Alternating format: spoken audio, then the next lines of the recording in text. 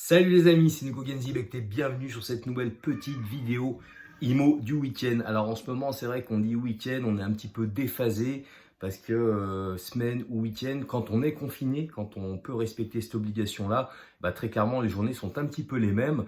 Donc vous voyez, moi, hop, même si c'est le week-end, on bosse un petit peu, on regarde les dossiers, on perd pas le fil, on sait qu'on va pas pouvoir aller de l'avant sur les dossiers parce que voilà, avoir des rendez-vous chez les notaires, négocier avec des propriétaires, c'est compliqué.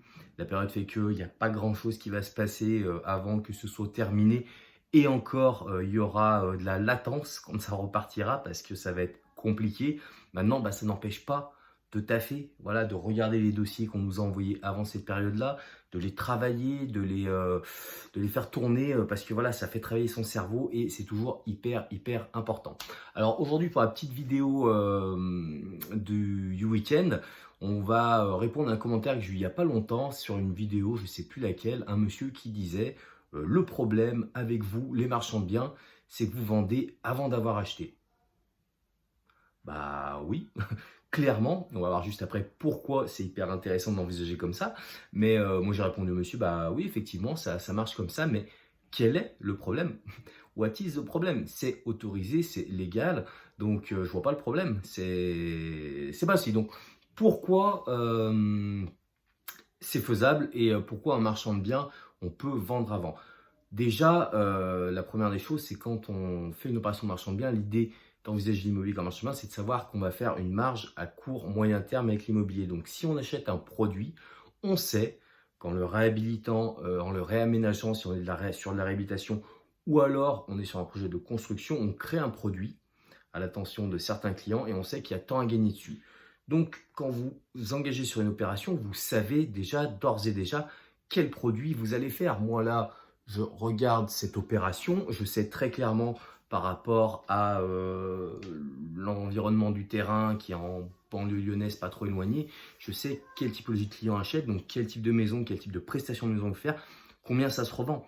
Et on achète en fonction de ça. Donc on va signer un compromis qu'on va subordonner à des conditions suspensives, bien souvent, alors quand c'est d'une offre de l'urbanisme, ou autre, on peut pourquoi pas mettre un prêt, même si en pro on évite ça pour bien bloquer les opérations, mais souvent c'est l'urbanisme, et après pendant ce temps-là, dès qu'on a sécurisé son opération, on met en vente. Voilà, très clairement, on met en vente tout de suite, bon, sauf si on a des périodes comme c'est en ce moment, parce que je suis sous compromis sur un bien que je devais réitérer là, sous peu de temps, je ne l'ai pas fait parce qu'on ne peut pas faire visiter, donc c'est compliqué, c'est de l'ancien, plus compliqué, mais quand on peut le faire, il faut mettre en vente tout de suite.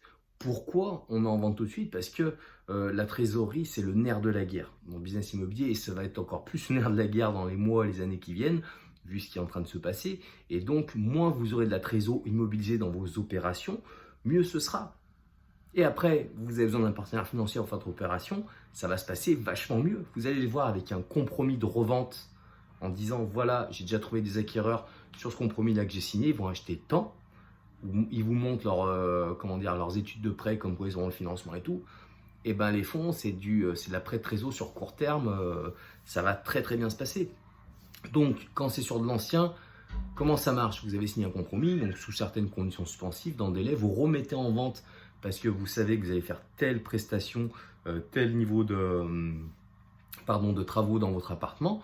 Et après, quand vous re-signez un compromis de revente, c'est sous condition que vous ayez terminé. Il y a une liste de travaux qui est jointe avec le compromis de revente que vous vous engagez à terminer, et de toute façon vous ne pourrez pas passer l'acte authentique si vous n'avez pas fini ces travaux-là. Et après, bien sûr, une des autres conditions suspensives, c'est que vous réitériez, vous, bien sûr, vous deveniez propriétaire. Voilà, qu'il n'y ait pas de quiproquo pour ceux qui regardent la vidéo en entier. Je ne dis pas qu'on peut revendre si on n'a pas acheté un bien. Bien sûr, il faudra sortir la trésorerie. Voilà, il faudra défalquer les fonds pour acheter officiellement. Par contre, et ça j'ai déjà fait, ça peut se faire la même journée.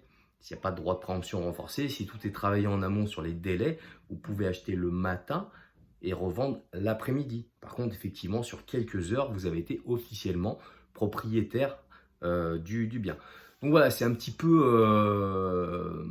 c'est peut-être un petit peu spécial pour un investisseur lambda ou autre, mais oui, vous pouvez faire comme ça et bien sûr que c'est recommandé voilà, pour réussir dans les opérations immobilières, il faut toujours vendre en amont parce que plus vous aurez de la vente en amont, plus vous ferez financer, plus vous pourrez rebondir sur l'opération parce que ça ira vite pour rentrer à nouveau des fonds, pour repartir sur autre chose. Donc voilà, et ça marche dans l'ancien comme sur du neuf. Là, ce que je suis en train de dire sur de la promotion construction, c'est exactement la même chose. De toute façon, tout part toujours de la même chose. Si vous vous engagez sur un bien immobilier, c'est que vous savez qu'une fois retransformé, réhabilité, rénové, si c'est de l'ancien, il a telle valeur, il y a tant à prendre. Et si vous construisez, enfin vous construisez le bien qui correspond à la clientèle, et il y a tant à gagner. Donc voilà les amis, petite vidéo de la semaine. Comme d'hab, vous le savez, je l'ai dit en ce moment, pour ceux qui me connaissent tout juste, qui veulent en savoir plus pour moi, il y a une série de 4 vidéos, c'est en haut ou en bas. Voilà, ces 4 vidéos, c'est des passages de moi en séminaire sur différentes thématiques de l'immobilier. Donc n'hésitez pas, c'est gratuit. Il n'y a pas de produit à la vente sur la 4e vidéo, comme certains peuvent penser. Donc n'hésitez pas, en ce moment on a du temps, c'est bien pour se former, pour travailler. Comme je vous disais, voilà, moi aussi, on travaille, on révise ses gammes, on y va. Donc n'hésitez pas, c'est voilà, le lien sur YouTube ou Facebook, c'est en haut ou en bas dans la vidéo. Et puis moi je vous dis à la semaine prochaine pour la prochaine vidéo. Salut les amis!